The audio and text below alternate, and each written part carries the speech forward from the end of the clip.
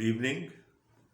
मुकद्दस मती का लिखा हुआ इंजीली बयान, उसका 23वां बाब और उसकी 23वीं आयत से लेकर 39वीं यानी बाब की आखिरी आयत तक। The Gospel according to Saint Matthew, chapter 23, starting at verse 23 and going up till the last verse, which is the 39th verse. The woes continue. Woes for the religious leadership of that time continue. अफसोस कर रहा है यस्सु यके बाद दीगरे उनकी तालीम पर, उनके अमल पर, उनकी ज़िंदगियों पर, जो उस वक़्त की यहूदी लीडरशिप थी, मज़हबी लीडरशिप थी, उन पर खुदावंद यीशु मसीह अफसोस करते चले जा रहे हैं। और याद रखें, ये उस अदालत का हिस्सा है, वो अदालत जो कि जब खुदावंद यीशु मसीह शाहाना तौर पर यरूशलेम में दाखिल हुए उसके बाद से शुरू हुई और खुदावंद यीशु मसीह ने फ़र्द जुर्म आयद करना शुरू कर दिया, कंडेम करना शुरू कर दिया इंस्टीट्यूशंस को, लीडरशिप को, कौम को। और चूंकि किसी भी कौम को चलाने वाले उसके लीडर्स होते हैं, इसलिए ये पूरा चैप्टर हमें फकीयों और फरीसियों के बारे में मिलता है। देखें, सबसे बड़ी बदकिस्मती हमारी ये होती है कि हम किसी गलत उस्ताद के, किसी झूठे नबी के हाथों में पड़ जाएं। इसलिए पौलुस रसूल तिमोथियस को ये नसीहत करता है कि अपनी और अपनी तालीम की खबरदारी कर, होशियार रहे। These can come under attack. और जब हम बिद्दती लोगों के, झूठे नबियों के हाथों में पड़ जाते हैं, फॉल्स प्रॉफिट्स, तो फिर हम राह से भटक जाते हैं। इसलिए बड़े बदनसीब हैं वो लोग जो ऐसे लोगों के हत्थे चढ़ चुके हैं। और चूंकि उस वक़्त की रिलीजियस लीडरशिप करप्ट हो चुकी थी, वो अपनी शरीयत बनाकर बैठ गए थे, बुजुर्गों की रिवायात पर चलते थे, लोगों पर बोझ डालने से बाज नहीं आते थे। इसलिए खुदावंद यीशु मसीह उन पर अफसोस करते चले जा रहे हैं। कुछ अफसोस हम पिछली बाइबल स्टडी में डिस्कस कर चुके हैं।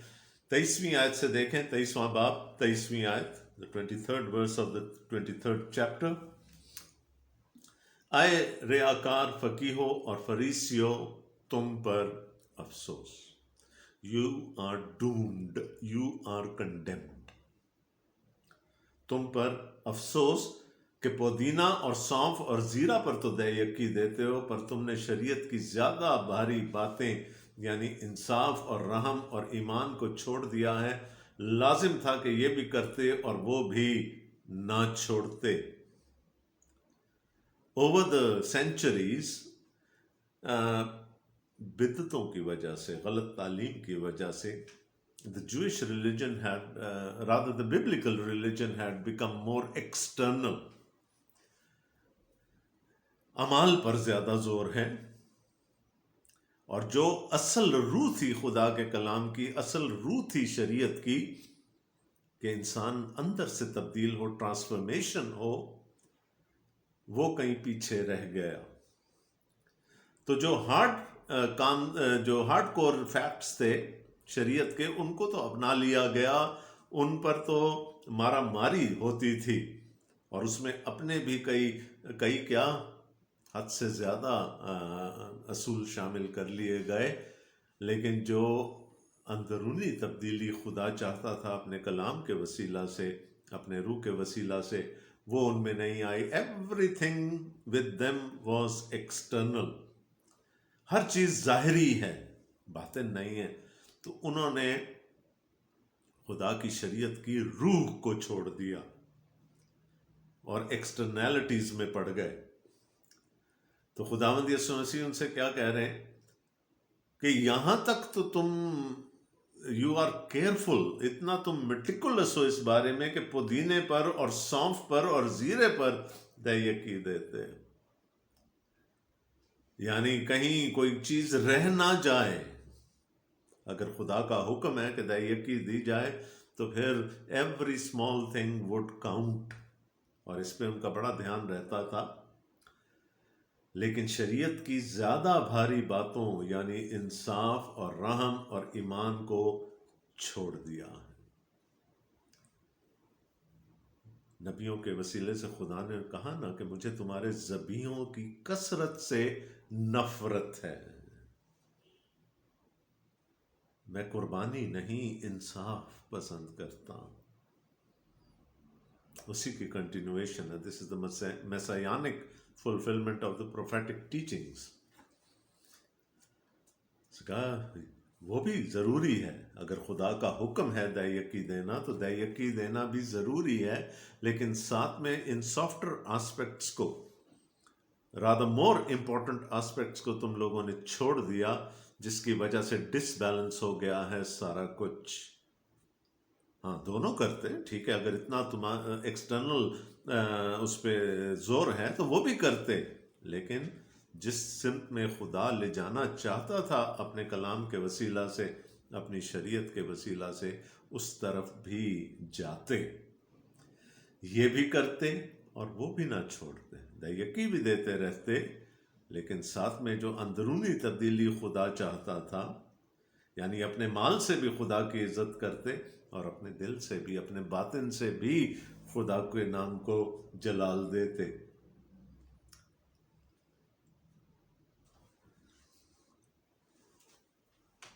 اب یہ جو آگے خداوند یسوع مسیح کہہ رہے ہیں نا، there is a satire in there، طنز کر رہے ہیں نا خداوند یسوع مسیح، آئے اندھے راہ بتانے والوں. یہ پہلے بھی ذکر ہو چکا، پچھلے ہفتے ہم نے دیکھا تھا. خداوند یسوع مسیح نے کہا you are blind leading the blind. آئے اندھے راہ بتانے والوں جو مچھر کو تو چھانتے ہو اور اونٹ کو نگل جاتے. یہاں جس کا ترجمہ مچھر کیا گیا، انگریزی میں اس کا ترجمہ نیٹ ہے، GNAT، یعنی بہت سی چھوٹا سا ایک کیڑا. اب وہ چھوٹا سا کیڑا بھی حرام ہے، رادہ مجھے یہ لفظ نہیں استعمال کرنا چاہیے، ناپاک ہے خدا کی شریعت کے مطابق، اور اونٹ بھی ناپاک ہے. کہاں وہ چھوٹا سا کیڑا جو ناپاک ہے، اور کہاں ایک پورا اونٹ وہ بھی ناپاک ہے. خداوند یسوع مسیح نے کیا کہا کہ تم اپنے مشروبات کو تو چھانتے ہو کہ کہیں غلطی سے کوئی وہ نیٹ، کوئی وہ مچھر ہمارے منہ میں نہ چلا جائے اور ہمیں ناپاک نہ کر دے، اور اپنے عمل سے تم پورا کا پورا اونٹ نگل جاتے ہو. So who are you؟ اندھے راہ بتانے والے. چھوٹی سی چھوٹی چیزوں پر دھیان ہے اور بڑی چیزوں کو اگنور کر دیتے ہیں. اور اس قسم کی چیزوں میں آج کل ہم بھی پھنس جاتے ہیں. ہمارا دھیان آج اس بات پہ نہیں ہے کہ ہمارے اندر ٹرانسفارمیشن ہوئی ہے کہ نہیں، ہم نئی پیدائش کے تجربے سے گزرے ہیں، ہم خدا کی بادشاہی کے فرزند بن چکے ہیں یا نہیں. دھیان کس پہ ہے؟ چرچ میں جوتے پہن کے جانا ہے یا نہیں جانا. اور ساری بحث کا رخ اس طرف چلا گیا، جی قربانی کا گوشت کھانا چاہیے نہیں کھانا چاہیے. آل ایکسٹرنل تھنگس. آج کلیسیا کی بھی یہی حالت ہے. وہ جو نان اسینشلز ہیں، جو غیر ضروری چیزیں ہیں، ان کی طرف دھیان چلا گیا. جو ضروری چیز ہے، وہ جو خدا چاہتا ہے، کلینزنگ آن دی ان سائڈ، اس کی طرف کسی کا دھیان نہیں ہے.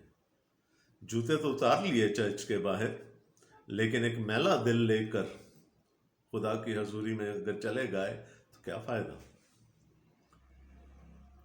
سو ہم بھی ان فقیوں اور فریسیوں کی طرح بنتے کیا چلے جا رہے ہیں، ہم بن چکے ہیں. اور شاید ہمیں بھی خداوند یسوع مسیح یہی کہے گا، آئے اندھے راہ بتانے والو.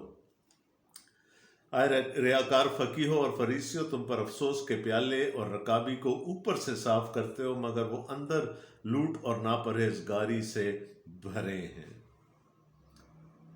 آئے اندھے فریسی، پہلے پیالے اور رکابی کو اندر سے صاف کر تاکہ اوپر سے بھی صاف ہو جائیں. وہی ایکسٹرنل ہے. باہر سے صفائی چاہیے، اندر چاہے جیسا بھی ہو. اندر کیا جا رہا ہے؟ بیواؤں کا مال لوٹ لیتے ہیں، پیسے لے کر شریعت کے الٹے سیدھے فیصلے سنا دیتے ہیں. اندر تو لوٹ کا مال جا رہا ہے، اور اوپر سے وہ سب بالکل کلینزنگ کر کے اپنا اٹائر پہن کے، یونیفارم پہن کر لوگوں کے سامنے جاتے ہیں، داڑیاں رکھ کے، سر پہ ٹوپیاں پہن کے، تاکہ لوگوں کا دھیان اس اندر کی کالک کی طرف نہ جائے. لیکن خدا دیکھتا ہے.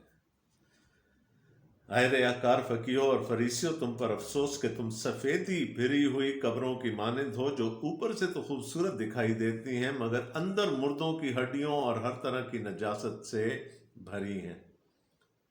اسی طرح تم بھی ظاہر میں تو لوگوں کو راست باز دکھائی دیتے ہو مگر باطن میں ریاکاری اور بے دینی سے بھرے. چونا پھری ہوئی قبریں ہو. اب کسی کی قبر پر آپ نہایت خوبصورت مزار تعمیر کر دیں، اندر کیا ہے؟ موت، ہڈیاں، نجاست.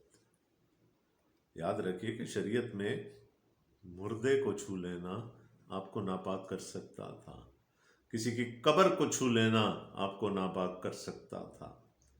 اس لیے اس زمانے میں راہ کے کنارے جتنے مزار ہوتے تھے، جتنی قبریں ہوتی تھیں، ان کو سفید چونا کر دیا جاتا تھا باہر سے، کہ کوئی غلطی سے بھی ان کو نہ چھو جائے اور ناپاک نہ ہو جائے. لیکن اوپر سے چونا کرنے سے یہ تو نہیں ہوگا نا کہ وہ اندر کی غلاظت ختم ہو جائے گی. اندر تو موت کا راج ہے. اسی طرح باہر سے حلیہ بدل لینے سے کیا ہوگا؟ اندر تو مرے ہوئے ہیں، ڈومڈ فار ایٹرنل ڈیمنیشن. حلیہ دکھانے سے، لوگوں کی نظروں میں دھول جھونکنے سے ہمیں کوئی فائدہ نہیں ہونے والا. So, Jesus is telling them to put their priorities right. خدا، زبور 51 میں کیا خوبصورت بات داؤد نے کر دی. شکستہ دل اور شکستہ روح خدا کی قربانی. کچھ نہیں چاہیے خدا کو اس کے علاوہ. لیکن یہ صرف مسیحیت کا حال نہیں ہے. Every religion has become so external کہ سوائے دکھاوے کے آپ کو کچھ نظر نہیں آتا. تو چونا پھری ہوئی قبروں، ہاں ہمارا یہ ضرور ایمان ہے کہ ایک دن انہی ہڈیوں میں جان پڑے گی. جب عدالت کا دن آئے گا تو ہم انہی جسموں کے ساتھ جی اٹھیں گے. We look forward to something good. لیکن اس وقت کیا ہے اس قبر کے اندر؟ نجاست ہے، غلاظت ہے. کوئی چھوئے گا ناپاک ہو جائے گا، چاہے اوپر سے آپ اس کی کتنی بھی سجاوٹ کیوں نہ کر لیں. کسی ایک قبرستان میں جا کے دیکھ لیجئے گا، مقبرے، مزار بنے ہوئے ہیں لوگوں کے. سو خداوند یسوع مسیح نے کیا کہا؟ تم بھی ظاہر میں تو لوگوں کو راست باز دکھائی دیتے ہو مگر باطن میں ریاکاری اور بے دینی سے بھرے. اندر غلاظت ہے، اوپر سے ڈریسنگ کر لی اور سمجھا کہ سب ٹھیک ہے. جیسے ہم نے لوگوں کی آنکھوں میں دھول جھونک لی، ہم خدا کی آنکھ میں بھی دھول جھونک سکتے ہیں. But it doesn't fly. ایسا ہو نہیں سکتا. اس کی نظر ہمارے باطن پہ ہے. شکستہ دل اور شکستہ روح خدا کی قربانی. وہ قربانی ہے جو خدا کو پسند ہے. انصاف چاہتا ہے خدا ہماری زندگیوں میں. خدا رحم چاہتا ہے. اپنے بھائی کو کے گریبان پر میں ہاتھ ڈالنے سے تو ہم چوکتے نہیں. اس پر انگلیاں اٹھانے سے تو ہم چکتے نہیں، اور باہر سے ہاں جی ہاتھ اوپر اٹھا اٹھا کے اونچی آواز میں دعائیں کی جاتی. سو دیر از اے پیراڈاکس، تضاد ہے وہاں پر باطن میں اور ظاہر میں، اور یسوع مسیح اسی کی طرف اشارہ کر رہے ہیں. ببلیکل ریلیجن کبھی کسی زمانے میں، چاہے پرانا عہد ہو چاہے نیا عہد ہو، it was never ever external. یہ ظاہر کا مذہب ہے ہی نہیں، یہ انسان کو اندر سے تبدیل کر دینے کی بات ہے. لیکن یہودیوں نے دے مسٹک اٹ، انہوں نے کہا ٹھیک ہے شریعت کے ڈوز اینڈ ڈونٹس پر عمل کرتے چلے جاؤ، کافی ہے خدا کو راضی کرنے کے لیے یہ کافی ہے. But they was sadly mistaken. یسوع نے ڈائگنوسس بتا دی، ان کو کنڈیم بھی کر دیا، ان پر افسوس بھی کر دیا، اور ساتھ میں وجہ بھی بتا دی کہ کیوں ایسا ہوگا. 29ویں آیت دیکھیں، اے ریاکار فقیوں اور فریسیوں، تم پر افسوس کہ نبیوں کی قبریں بناتے اور راست بازوں کے مقبرے آراستہ کرتے ہو، اور کہتے ہو کہ اگر ہم اپنے باپ دادا کے زمانہ میں ہوتے تو نبیوں کے خون میں ان کے شریک نہ ہوتے. اس طرح تم اپنی نسبت گواہی دیتے ہو کہ تم نبیوں کے قاتلوں کے فرزند ہو.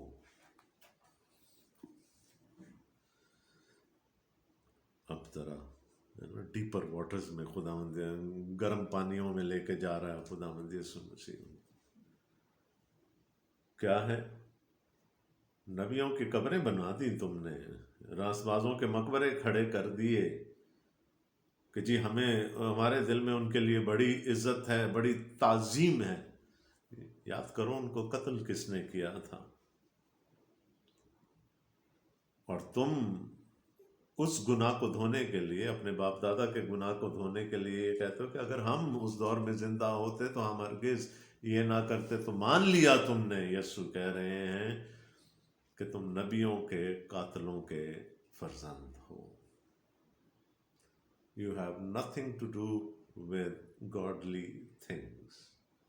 اس طرح تم اپنی نسبت گواہی دیتے ہو کہ تم نبیوں کے قاتلوں کے فرزند ہو، غرض اپنے باپ دادا کا پیمانہ بھر دو.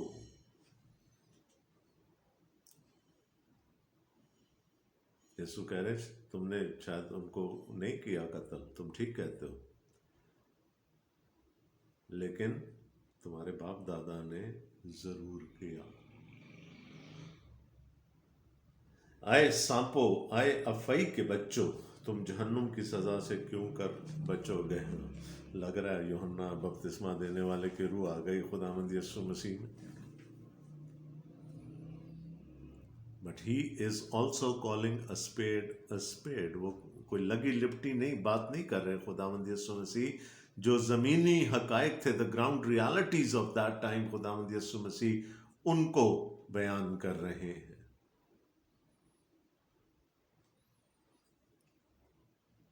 اور کیا کہا؟ سانپو. سانپ سے آپ محبت بھی کریں گے تو آپ کو ڈس جائے گا.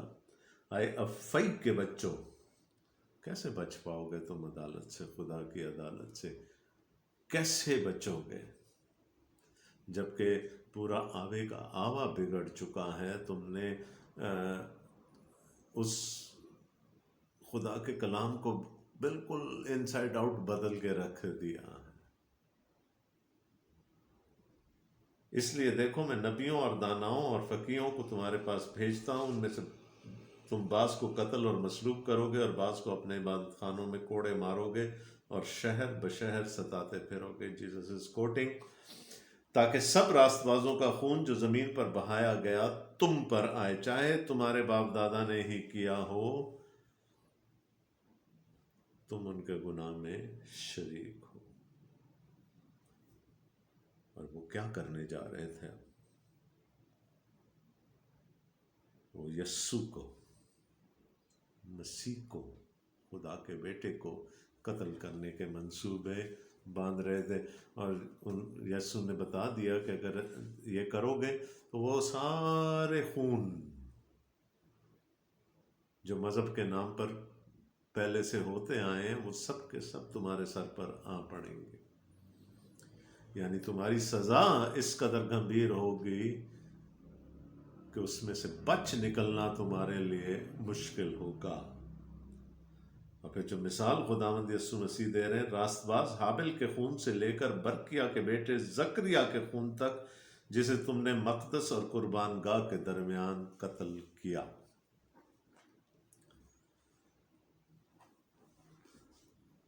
یاد رہے اس وقت نیا عہد نامہ نہیں تھا. There was only the Hebrew Bible, عبرانی کی بائبل تھی، یہودیوں کی بائبل تھی. اور اس بائبل کی ترتیب ہمارے بائبل کی ترتیب سے مختلف تھی اور ہے.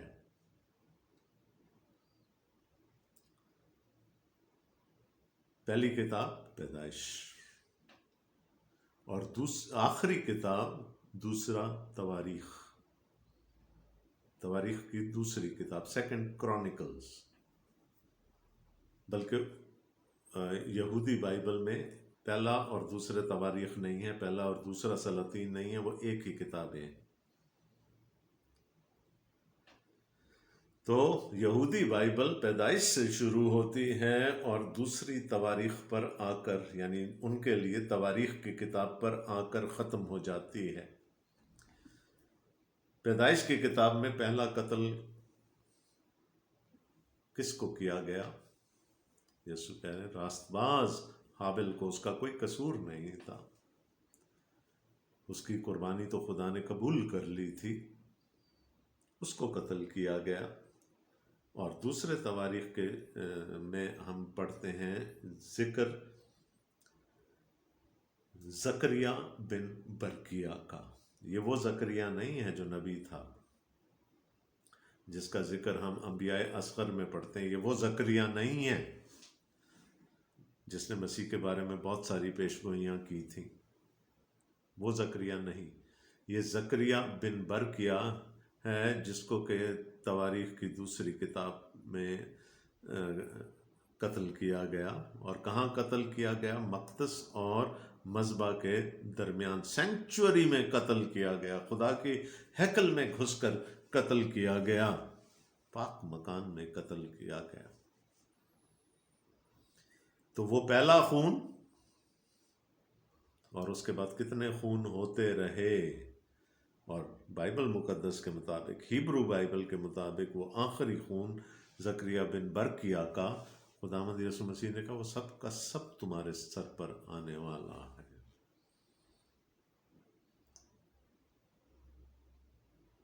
چاہے تم یہ کہو کہ جی ہم نے تو کبھی کسی کو قتل نہیں کروایا، لیکن جو کرنے جا رہے ہو اس کے مطابق وہ سارے کے سارے خون تمہارے سر پر آ پڑیں گے. میں تم سے سچ کہتا ہوں کہ یہ سب کچھ اس زمانے کے لوگوں پر آئے گا.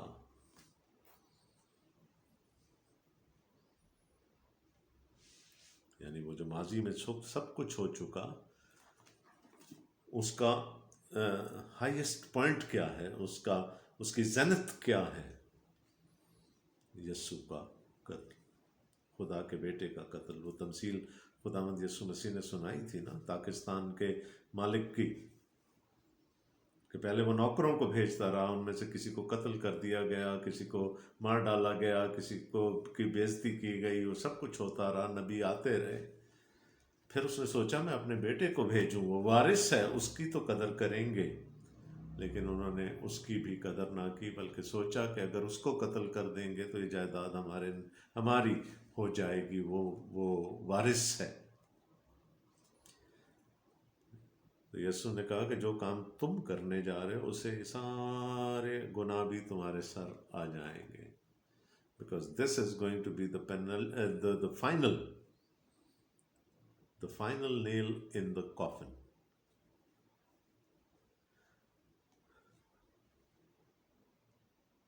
اور یہ کب کی بات ہو رہی ہے؟ اب اگلا چیپٹر جو ہے 24واں باب، اس میں خداوند یسوع مسیح اپنی دوسری آمد کا ذکر کریں گے، یروشلم کی تباہی کا ذکر کریں. یہ سب کچھ ان کے سر پر آنے والا تھا، ان کو زیادہ انتظار نہیں کرنا پڑے گا، اس زمانے کے لوگوں پر آئے گا۔ 37ویں آیت دیکھیں، اے یروشلم تو جو نبیوں کو قتل کرتا اور جو تیرے پاس بیچے گئے ان کو سنسار کرتا ہے، کتنی بار میں نے چاہا کہ جس طرح مرغی اپنے بچوں کو پروں تلے جمع کر لیتی ہے اسی طرح میں بھی تیرے لڑکوں کو جمع کر لوں، مگر تم نے نہ چاہا۔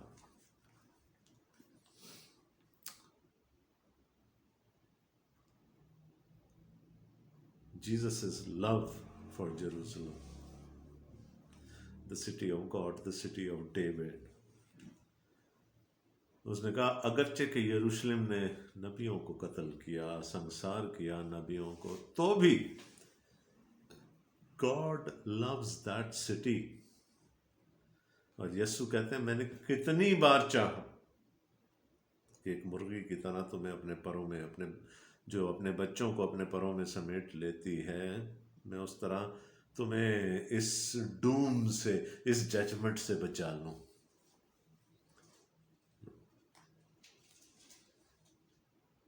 Now this is the eternal love, incarnate love speaking۔ ایک طرف تو عدالت کر دی، فرد جرم بھی عائد کر دی، سزا بھی سنا دی، لیکن دوسری طرف the heart of God, so full of love۔ میں نے کتنی دفعہ بچانا چاہا تمہیں، لیکن کیا ہے، you are so hard hearted، اتنا تم نے اپنے دلوں کو سخت کر لیا ہے کہ تم بچانا نہیں چاہتے۔ تو یہ جو آ رہی ہے عدالت تم پر، وہ عدالت جو تم پر ہونے جا رہی ہے،